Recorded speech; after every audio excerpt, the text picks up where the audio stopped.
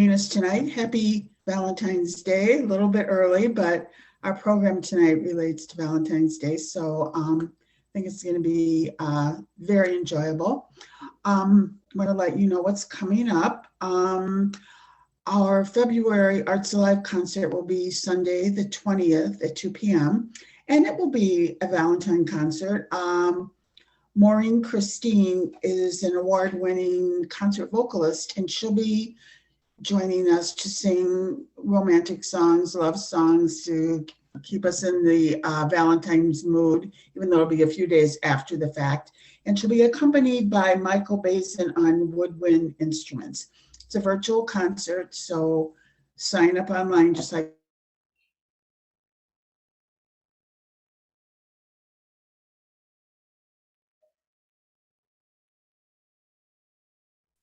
Hey Janet, we can't hear you. Yeah, I think you froze. I think you know what. Sometimes her Wi-Fi freezes up at home. Cuts out. Okay, give her a sec.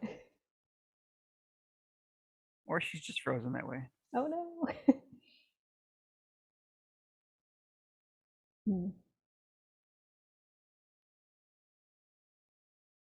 Okay, well then, the library is proud to present Hometowns to Hollywood. Here is Annette Bochenek, right? Okay. Yeah, exactly. All yours.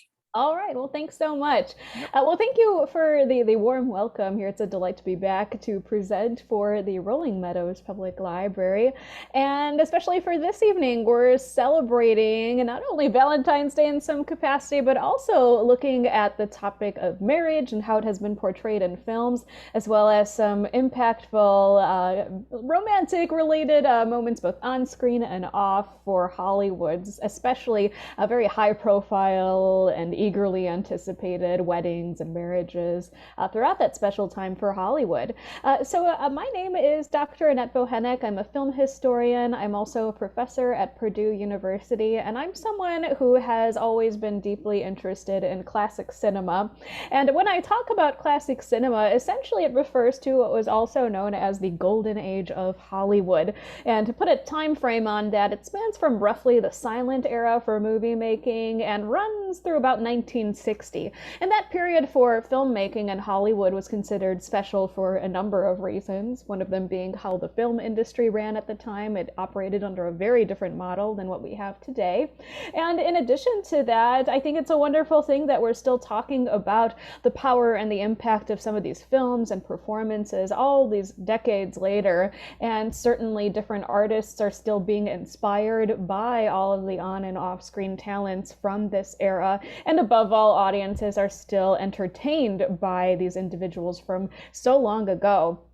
So I think that this evening we're going to launch into something that's a little different from my usual presentations, and that we're not going to focus on any one particular star, but I hope you'll enjoy this compilation and amalgamation of a lot of different movie moments that celebrate the idea of love and marriage.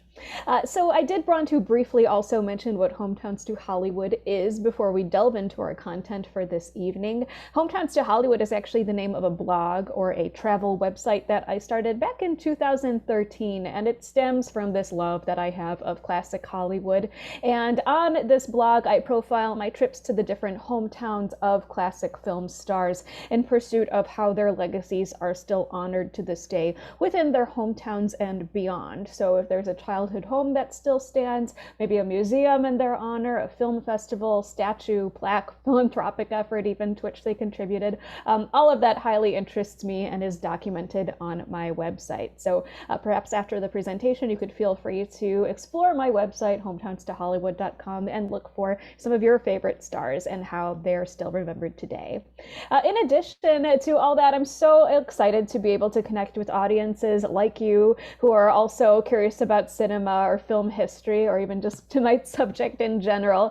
But it's always a delight and pleasure to connect with fellow film fans. And I'm also equally very lucky to have a relationship with Turner Classic Movies. My work has appeared in terms of me coming on and discussing different films on the air, as well as my writing and columnist work for TCM. If you are not familiar with them, they are a television channel that essentially highlights and showcases these great films of the past and connects them to audiences of the present for their viewing enjoyment. But as mentioned, for this evening, we're going to have our own little Valentine's Day love letter tribute to old Hollywood and talk about the idea of marriage and how it occurred in old Hollywood, whether it was portrayed on films or perhaps it was a real life marriage that occurred off screen. But over the years, essentially, Hollywood has had its fair share of romances, both on and off screen. And in addition to these high profile celebrity weddings, there were classic films that portrayed weddings and marriage in a number of ways. And in this talk, we'll explore different memorable wedding moments as well as some of classic Hollywood's most famous real life marriages, for better or worse. And so with that being said, we'll look at different depictions of marriage. We'll see some clips that relate to real life marriages and talk about the legacies of some of the different individuals that you'll see portrayed in this evening's presentation. And in addition to that, feel free to pose any questions you'd like in the chat. I'll do my best to answer them, but I will be saving them for the end of the presentation. So feel free to pose your questions while I'm speaking. But prior to really discussing the depiction of marriage and weddings in film, it's well worth mentioning the Hollywood Hays Code.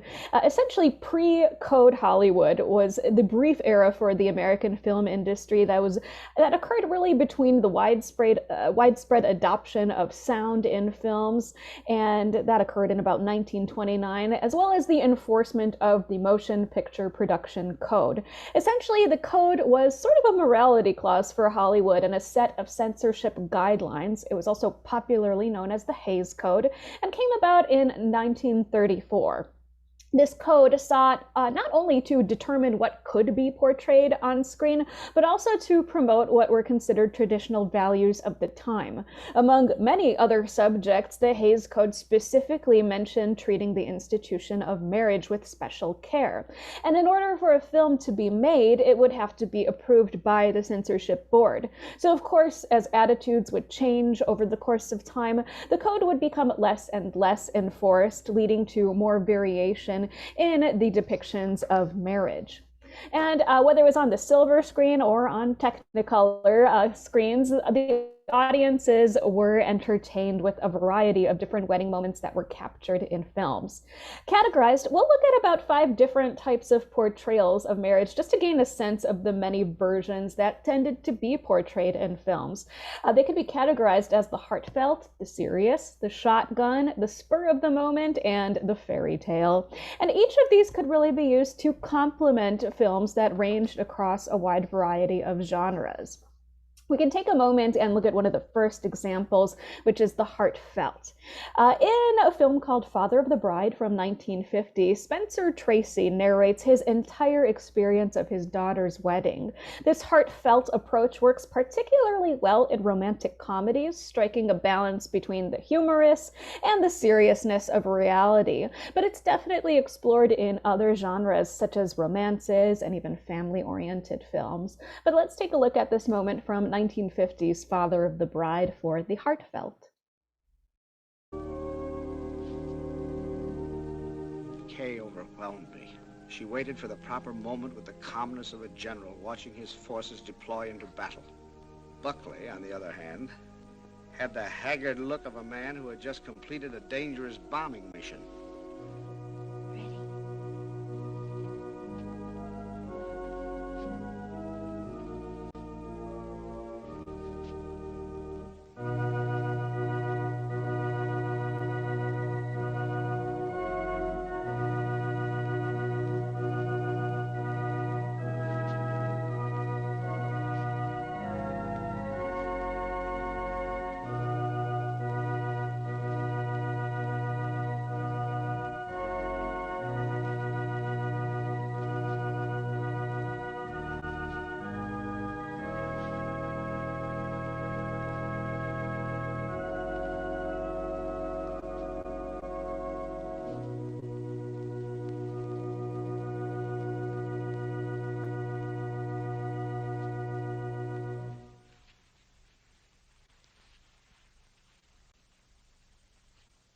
Dearly beloved, we are gathered together here in the sight of God and in the face of this company to join together this man and this woman in holy matrimony, which is an honorable estate, instituted of God, signifying unto us the mystical union that is betwixt Christ and his church. Which holiest? All I could think of was the part I had to play. I knew I had a cue coming. When the Reverend Galsworthy got to the place where he asked, "Who giveth this woman?" I had to say, "I do." It was my only line in the show, and I wanted to get it right. Then I was supposed to drop back a step, turn, and join Ellie in the front pew. I couldn't remember what was immediately in my rear. I began to explore. I didn't want to trip or fall. People are so quick to attribute such things to alcohol. While I was still exploring, it was on me. Who giveth this woman to be married to this man? I do.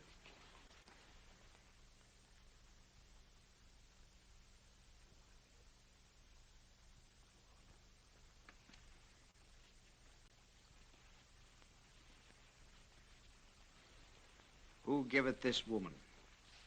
This woman. But she's not a woman. She's still a child. And she's leaving us.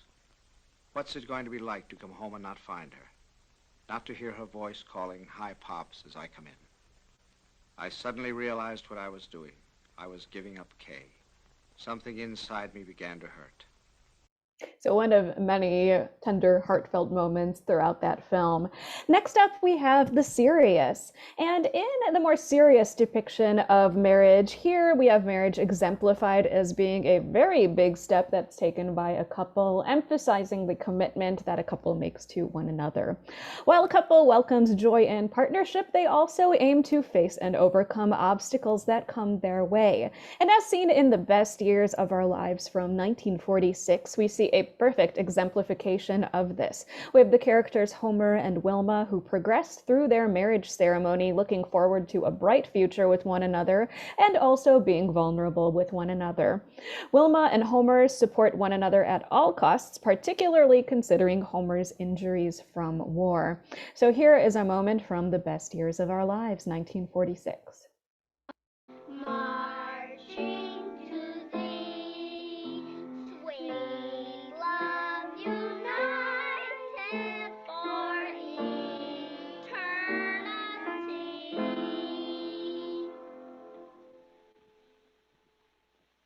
Dearly beloved, we are gathered together here in the sight of God and in the face of this company to join together this man and this woman in holy matrimony. If any man can show just cause why they may not lawfully be joined together, let him now speak, or else hereafter forever hold his peace. Homer, wilt thou have this woman to thy wedded wife? I will. Wilma, wilt thou have this man to thy wedded husband? I will. Who gives this woman to be married to this man? I do. Now, Homer, will you take Wilma's right hand in yours and say after me? I, Homer, take thee, Wilma, to my wedded wife, I, Homer, take thee, Wilma, to my wedded wife, to have and to hold from this day forward, to have and to hold from this day forward, for better, for worse, for richer, for poor, for better, for worse, for richer, for poorer, in sickness and in health, to love and to cherish till death us do part. in sickness and in health, to love and to cherish till death do us do part. Now, Wilma, with your right hand, take Homer by his right hand and say after me. I, Wilma, take thee, Homer, to my wedded husband, I, Wilma, take thee, Homer, to my wedded husband, to have and to hold from this day forward, to have and to hold from this day forward, for better, for worse, for richer, for poor, for better, for worse, for richer, for poorer, in sickness and in health, to love and to cherish till death us do part. in sickness and in health, to love and to cherish till death us do part. The ring.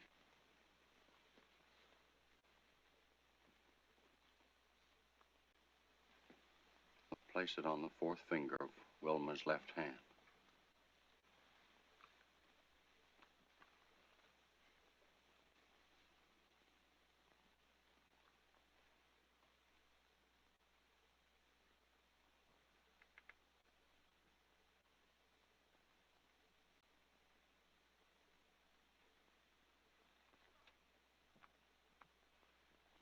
Repeat after me.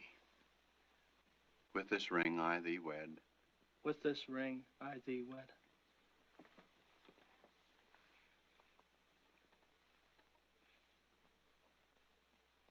those whom God hath joined together, let not man put asunder. For as much as Homer and Wilma have consented together in holy wedlock, and have witnessed the same before God and this company, and thereto have given and pledged their troth, each to the other, and have declared the same by giving and receiving a ring, and by joining hands, I pronounce that they are man and wife. God bless you.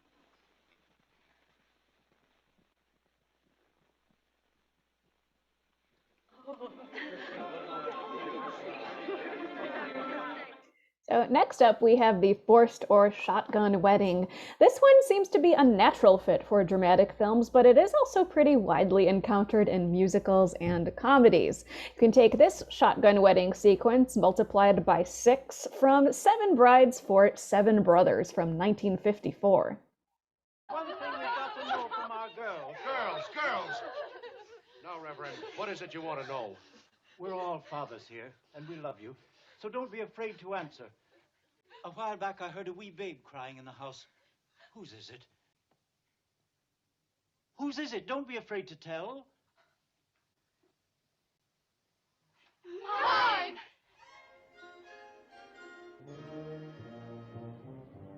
Do you, Alice, Ruth, Martha, Liza, Sarah, Dorcas, take these men to be your lawfully wedded husbands?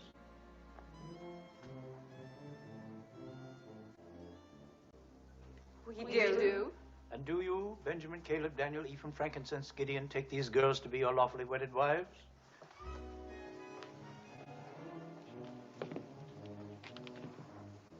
We do. I now pronounce you men and wives.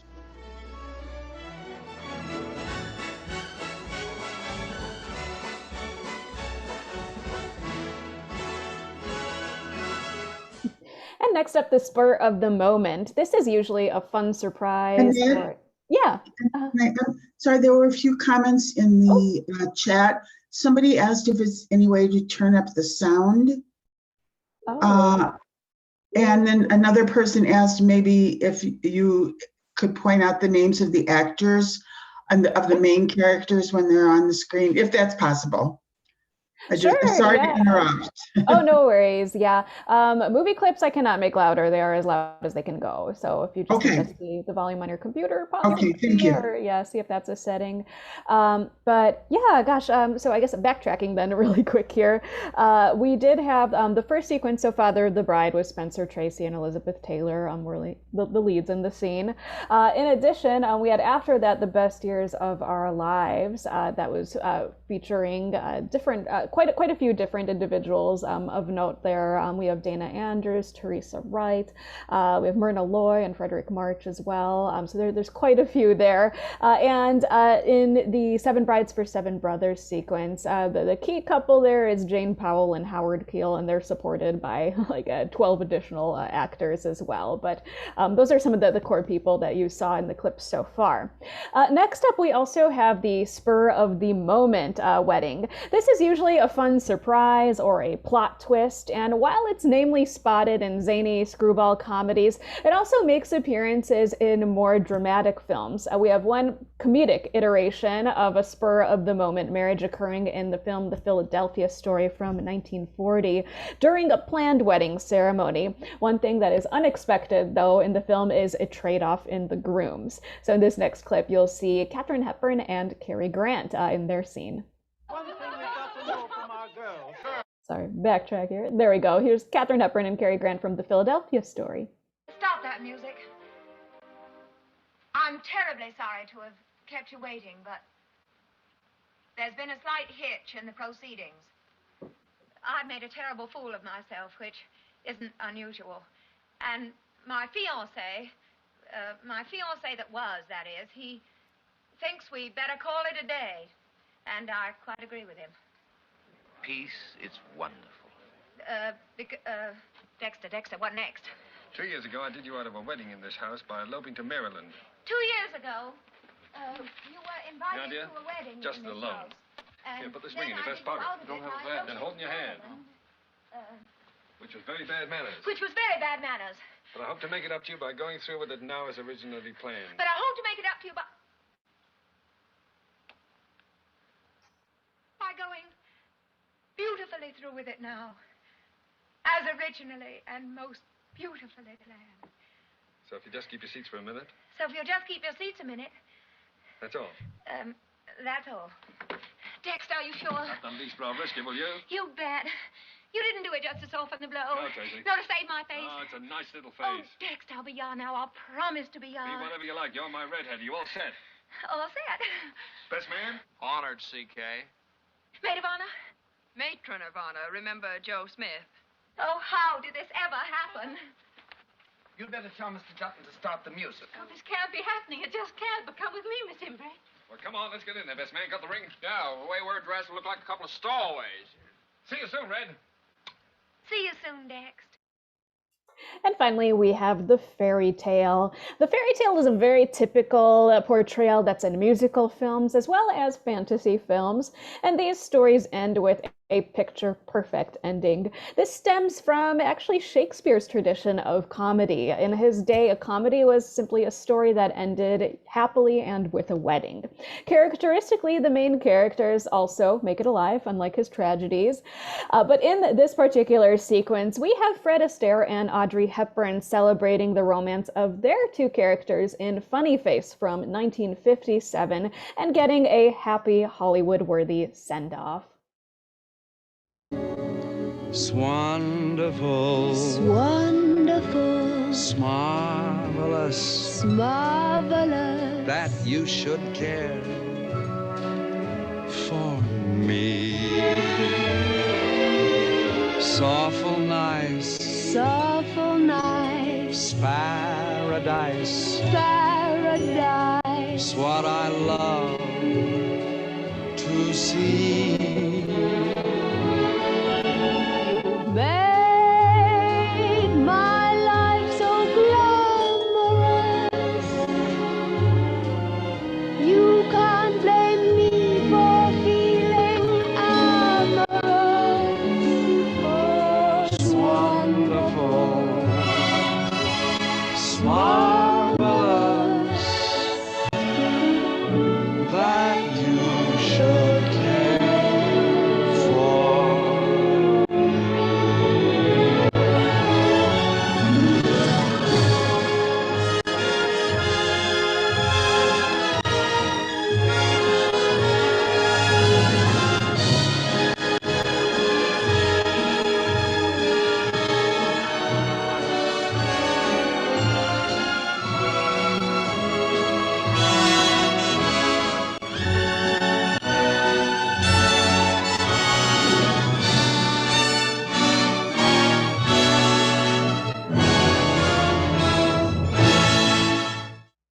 So typically, wedding scenes are portrayed in films as pivotal points for the characters.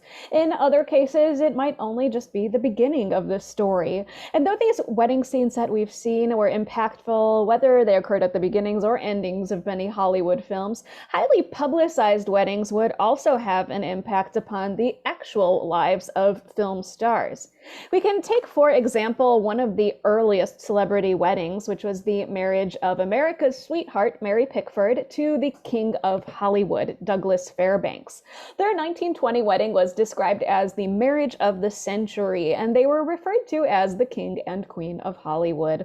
When they went to Europe for their honeymoon, fans in London and in Paris caused riots trying to get to the famous couple. The couple's triumphant return to Hollywood was witnessed by vast crowds who turned out to hail them at railway stations across the United States.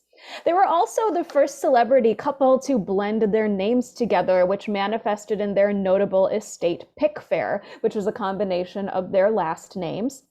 And their international reputations were also pretty broad. Foreign heads of state and dignitaries who visited the White House all often asked if they could also visit Pickfair while they were in the US. And Pickfair, of course, was the couple's mansion in Beverly Hills.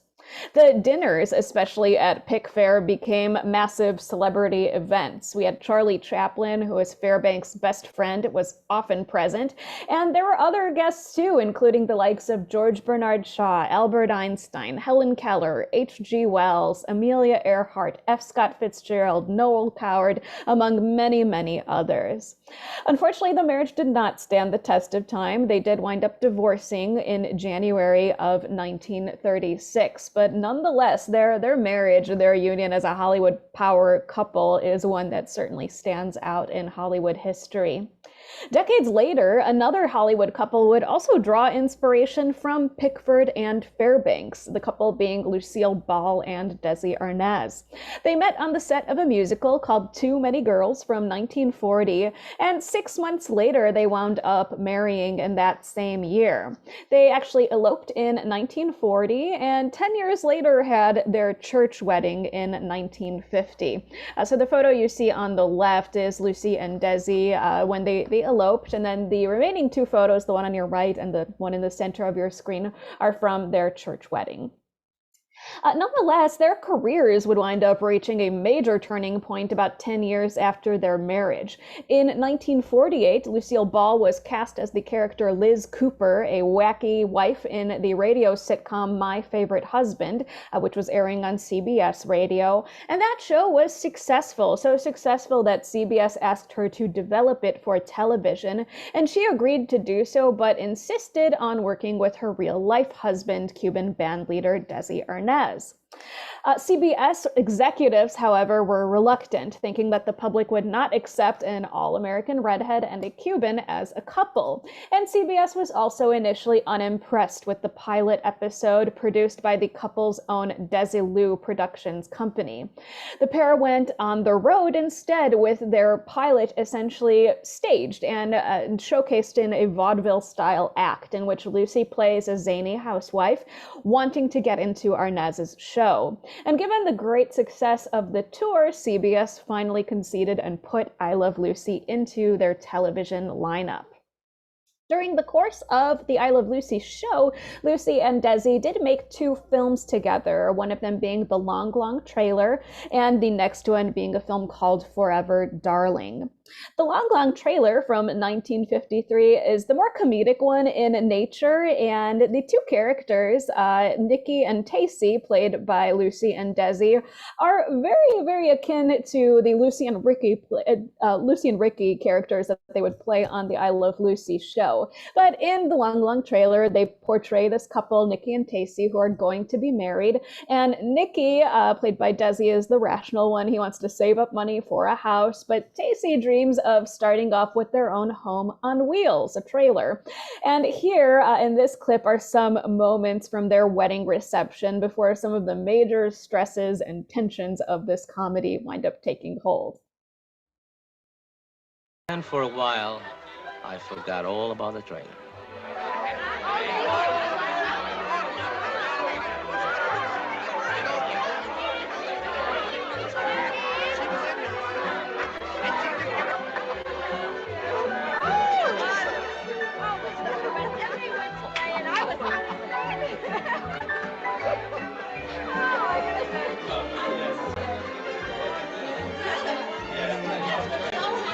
I know what you mean, yes.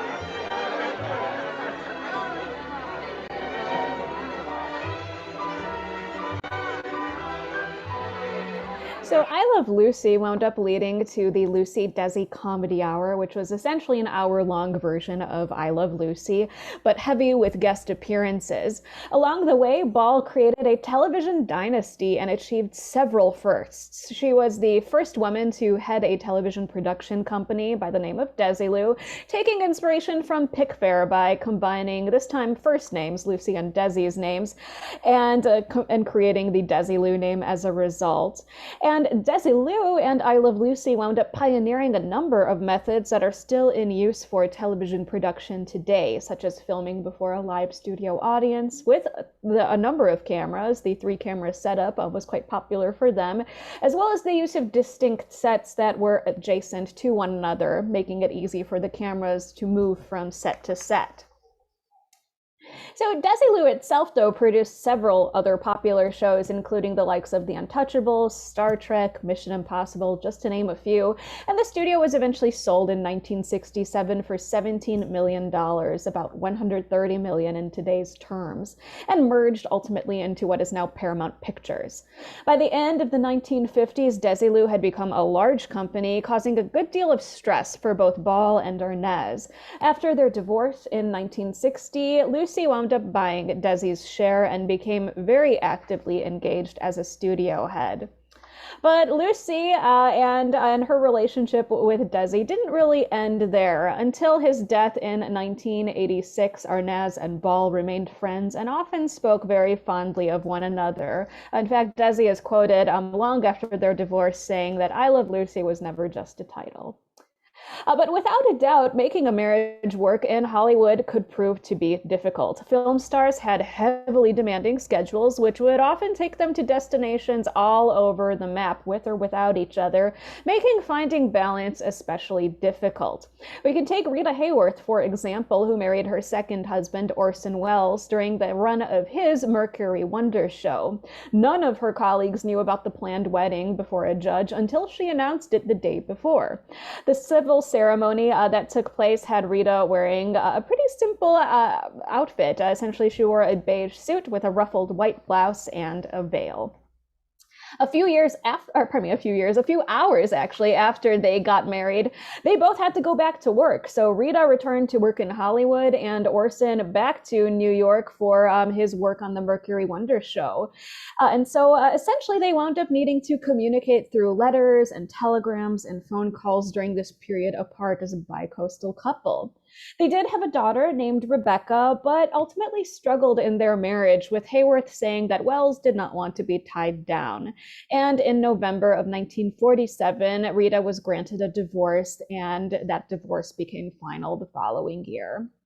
1 year after all that, Hayworth would go on to become Hollywood's first actress turned princess. In 1948, Hayworth left her film career to marry Prince Ali Khan, who was the son of Aga Khan III, a Persian spiritual leader. And in January of 1953, they would also wind up divorcing. But it wasn't long until Hollywood soon had another princess on its hands, this time in the form of Grace Kelly. Kelly headed the U.S. delegation at the Cannes Film Festival in April of 1955, and while there, she was invited to participate in a photo session with Prince Rainier III, the sovereign of the Principality of Monaco, at the Prince's Palace, which was about 55 kilometers away from Cannes. After a series of delays and complications, she did finally meet him at the Prince's Palace of Monaco in May of 1955. After roughly a year-long courtship that was described as containing a good deal of rational appraisal on both sides, Prince Rainier married Kelly in 1956. The Napoleonic Code of Monaco and the laws of the Catholic Church necessitated what needed to be two ceremonies, both a civil ceremony as well as a religious wedding. The 16-minute civil ceremony took place in the palace throne room in Monaco, and the reception later in the day was attended by 3,000 Monegasque citizens. To cap the ceremony, the 142 official titles that Kelly acquired in the union, which were counterparts of her husband's, were also formally recited. The following day, the church ceremony took place at Monaco's St. Nicholas Cathedral, with the wedding estimated to have been watched by over 30 million viewers on live television. It was described by biographer Robert Lacey as the first modern event to generate media overkill. Grace's wedding dress, though, was designed by MGM's Academy Award-winning costume designer Helen Rose, and it was worked on for 6 weeks by 3 dozen seamstresses. And naturally, this was a highly publicized event, as I mentioned. It was one that was highly anticipated and viewed by millions around the world.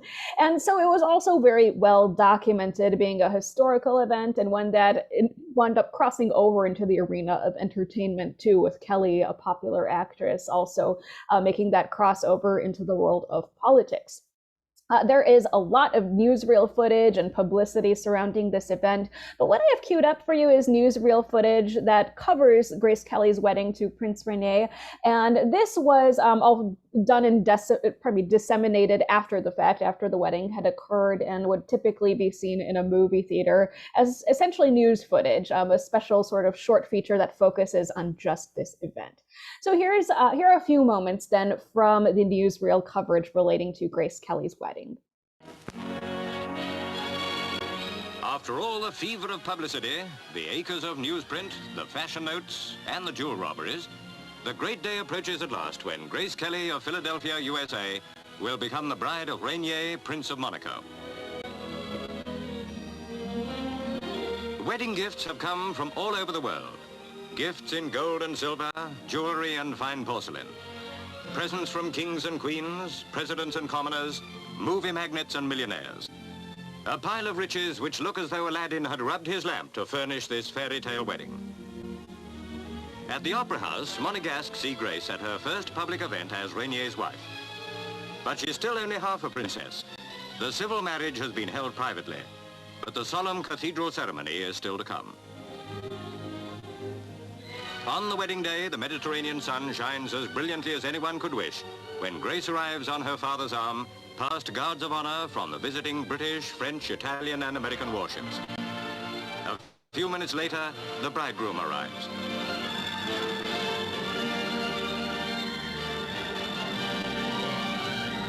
Now, almost for the first time in months, the blare of publicity is silenced in the beauty and dignity of the nuptial mass.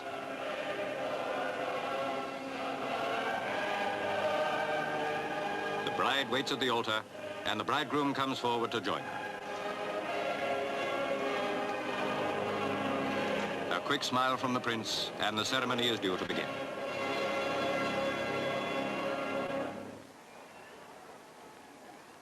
The Bishop of Monaco conducts the marriage service. Grâce Patricia, voulez-vous prendre pour légitime époux Régnier Louis Henri Maxence Bertrand, ici présent, selon le rite de notre mère, la Sainte Église.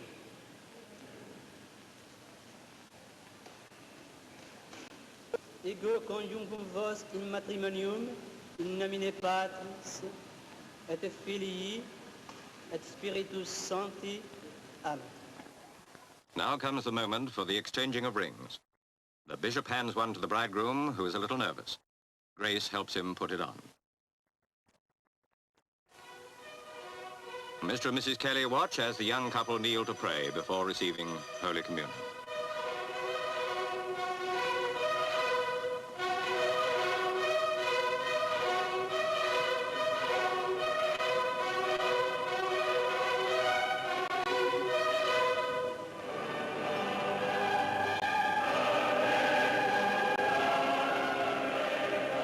The wedding is over, and Prince Rainier's bride is no longer Grace Kelly, but Her Serene Highness, Princess Grace of Monaco. The nervous tension of the last few days begins to relax as the Prince and Princess leave the cathedral to greet their cheering people. An open Rolls-Royce waits to drive them on a tour through the streets of Monte Carlo. As handsome a couple as any teller of fairy tales could have described. The Prince in his dark uniform with the shining epaulets, and the Princess in her ivory gown with its 300 yards of lace and 150 yards of silk. So a Hollywood star becomes a princess in a setting even Hollywood could scarcely have surpassed.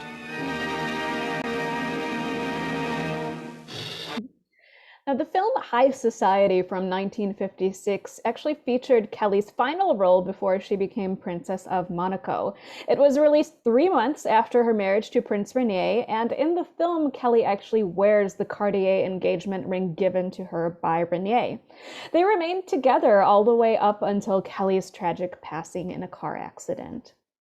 Another Hollywood marriage, this time that didn't involve any royalty whatsoever, was one that nonetheless did withstand the test of time. This is the relationship between Humphrey Bogart and Lauren Bacall, also known as Bogey and Bacall. Together, they made some of the greatest film noir movies the world had ever seen, and their May-December romance would go down in history as one of Hollywood's most glamorous marriages. Lauren Bacall, 19, was a former model starring in her first first leading film role when she met Humphrey Bogart, who was 45 at the time, on the set of a film called To Have and Have Not from 1944. Bogart was then married to his third wife, actress Naomi Tho, at the time, and their marriage was certainly on the rocks, so much so that they fought regularly and were known in the press as the Battling Bogarts. Despite the 25-year age gap between Bogart and Bacall, sparks flew, though, between the two stars while they were working on To Have and Have Not, and their relationship wound up progressing quickly. Bacall actually wasn't the least bit interested in her future husband the first time she saw him on screen in the film Casablanca. When they met in person a few years later, her first impression of him was that he was a cordial, polite, and friendly man. He told jokes to make her feel more comfortable in front of the camera, since she was very nervous and, in fact, visibly shook on screen. And soon their working relationship turned into a flirtatious relationship, and soon enough, a romance. Bogart and Bacall would meet again on the set of To Have and Have Not, and in particular, their chemistry in this film is very, very evident, especially in the one scene that I have queued up for you, which is very, very famous as far as their careers and their on-screen collaborations go. But here is a moment that allows you to see that chemistry at play from To Have and Have Not. You know you don't have to act with me, Steve. You don't have to say anything, and you don't have to do anything. Not a thing. Oh, maybe just whistle. You know how to whistle, don't you, Steve? You just put your lips together and blow. So when the director of the film, Howard Hawks, got wind of the affair, he tried to put a stop to it by telling Bacall that it was just a fling, that Bogart would dump her once the filming ended. He even threatened to ruin her career, bluffing that he would send her to the lowest studios of Hollywood if they pursued this romance. Nonetheless, in May of 1945, one of the greatest celebrity weddings of all time took place not in a castle in Europe or a ballroom, but in Hollywood, away from Hollywood, actually, and oddly enough, on an experimental farm in Ohio. The Pulitzer Prize-winning author Louis Bromfield hosted the wedding at his estate called Malabar in Ohio. And of course, no one successfully deterred the union. Bogart wound up becoming a father for the first time at age 46 when the couple welcomed their firstborn, a son they named Stevie, presumably after Bogart's character Steve in To Have and Have Not. Their daughter Leslie was born in a few years after that, following the success of their first film together, and Leslie was actually named after the actor Leslie Howard. Really credited, Bogart and Bacall rather, are credited to have excellent on-screen chemistry, particularly in that first movie role together, and due to that success, they wound up making the film The Big Sleep almost immediately after. They also starred in Dark Passage and Key Largo together. And they did wind up remaining married. Their marriage lasted all the way up until Bogart's passing. And in Lauren Bacall's memoir, she wrote, "No one has ever written a romance better than What We Lived." Now, there are many, many different individuals that we've profiled throughout this talk so far, and a lot can be said about their legacies to this day and how they're still remembered. And quite a few artifacts, too, have been left behind that serve to honor them, that have been preserved. Early in this presentation, we saw Elizabeth Taylor sporting her bridal gown in Father of the Bride, and that dress itself was actually designed by costume designer Helen Rose. If you'll recall, she's also the woman who designed Grace Kelly's actual wedding gown to her wedding to Prince Rene. But the Elizabeth Taylor Father of the Bride dress does live on. It's on display at the Hollywood Museum in Los Angeles, and it actually sold at auction in 2013 and is displayed at the museum on loan from another collection. We talked about Douglas Fairbanks and Mary Pickford, as well as their marriage and the Pickfair home. Unfortunately, Pickfair no longer remains in the way that Pickford and Fairbanks would have remembered it. In fact, as far as the original pieces go, really only the gate remains. If you look hard enough at the photo, you might see the P in sort of the wrought ironwork that comprises the gate. But interestingly, one gift that they brought to the US after their honeymoon does live on as a popular food dish at the Musso and Frank Grill in Hollywood. And so here's the backstory on the food dish.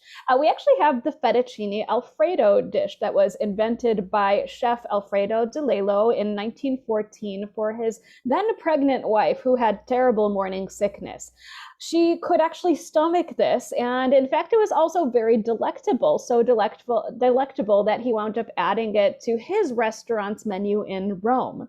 And while honeymooning in Rome in 1920, Douglas Fairbanks and Mary Pickford ate at Alfredo's Cafe. They tried the dish, which was then called pasta al burro, pasta and butter, and asked for the recipe, which they wound up bringing to Musso and Frank Grill in exchange for providing Alfredo with some of their films. In their gratitude, though, Pickford and Fairbanks sent Alfredo a gold fork and spoon engraved with the words, "To Alfredo, the king of the noodles," and signed from each one of them. The original restaurant in Rome actually does remain to this day, as does the cutlery. And of course, back in Hollywood at Musso and Frank Grill, visitors continue to delight in the dish. We also talked about Lucille Ball and Desi Arnaz, who are celebrated in many, many different ways, and both of them have been the subject of quite a lot of press lately, from biopics and different commercial products that are reemerging and emerging in honor of them. Of the different tributes, though, one of my favorites to point out is the Lucille Ball Desi Arnaz Museum and Center for Comedy. This is situated in Ball's hometown of Jamestown, New York, and features different costumes and props from the I Love Lucy show, as well as some of Lucy and Desi's endeavors beyond I Love Lucy, and certainly celebrates other comedians as well.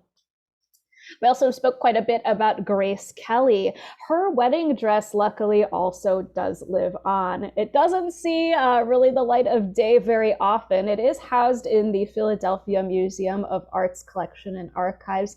And due to the delicate nature of this piece, the fabric, all the details that go along with it, it doesn't get displayed very often. In fact, it was last displayed in 2006, but rest assured that the piece is still out there. And you can actually view it on the Philadelphia Museum of Art's webpage. They have an online exhibition section that allows you to study up close images of the gown. Also in their collection too, they have pieces beyond Grace Kelly's dress. They also have the flower girl dresses, some of the bridesmaid dresses as well. So that collection is quite important, and is actually, we're lucky to have it back in the United States in Philadelphia, where Grace Kelly was from.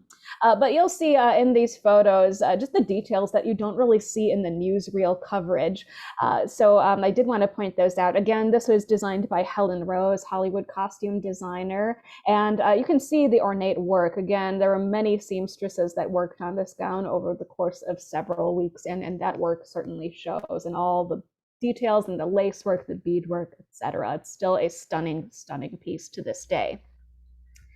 In addition, we spoke about Rita Hayworth and Orson Welles, and one of my favorite archival finds actually happens to be at the Indiana University Library in Bloomington, Indiana's Lilly Library.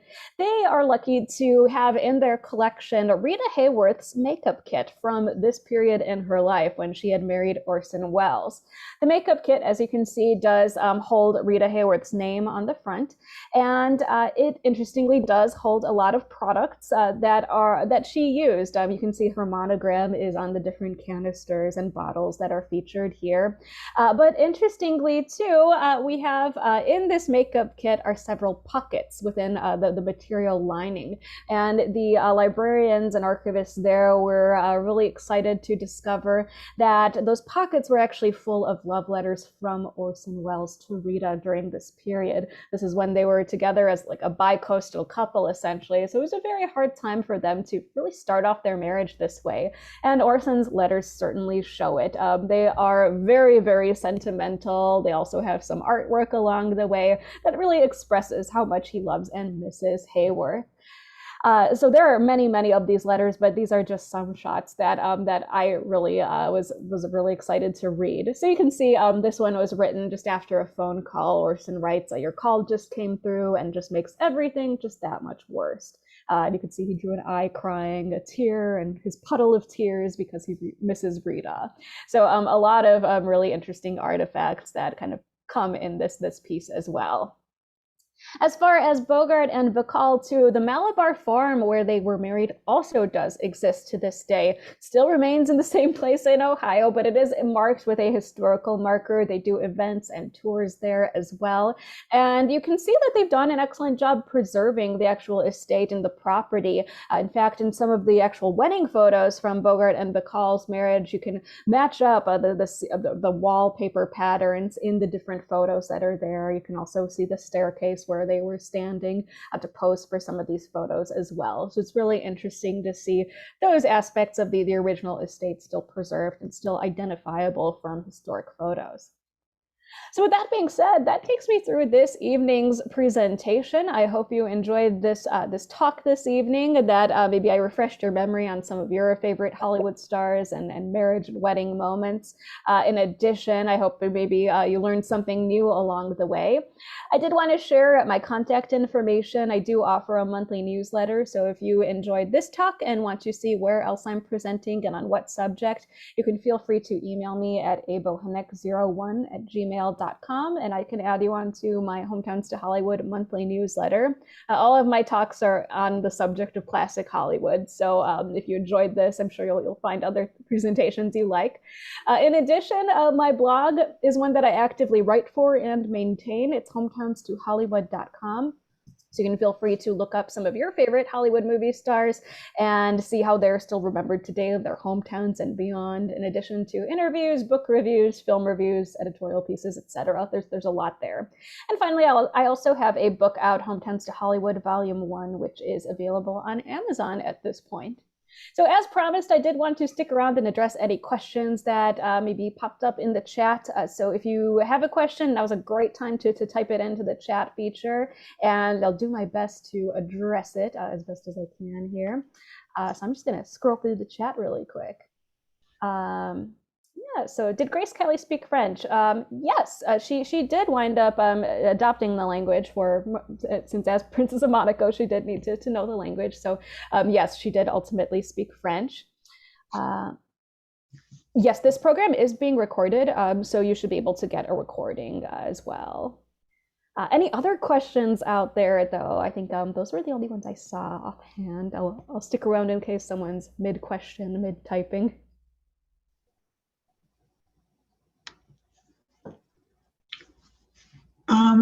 Please, if you have any questions, put them in the chat. I know Annette will be glad to answer them for us. Thank you so much for a great program. I only missed the first few minutes with my technical difficulties.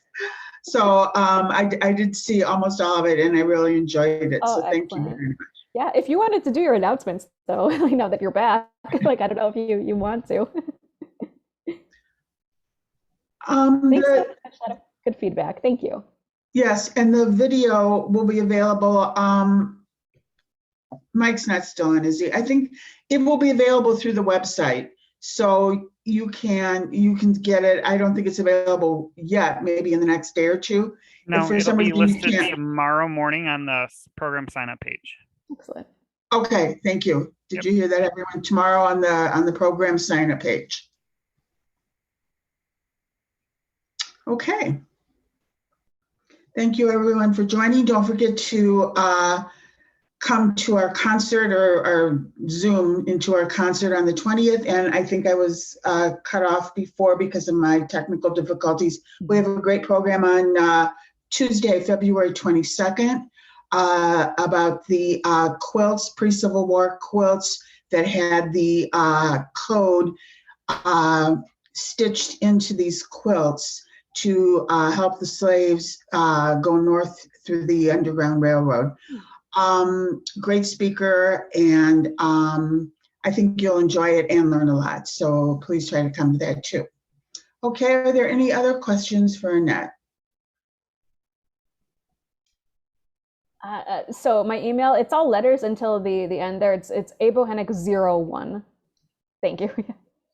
Yeah, abohenek01@gmail. Okay then. All right, thank you very much, Annette. We hope to see you again, maybe in person next time. Yeah, maybe. Who knows? Who knows? We'll see. Okay, thank you. Thank you, everyone. All right, good night.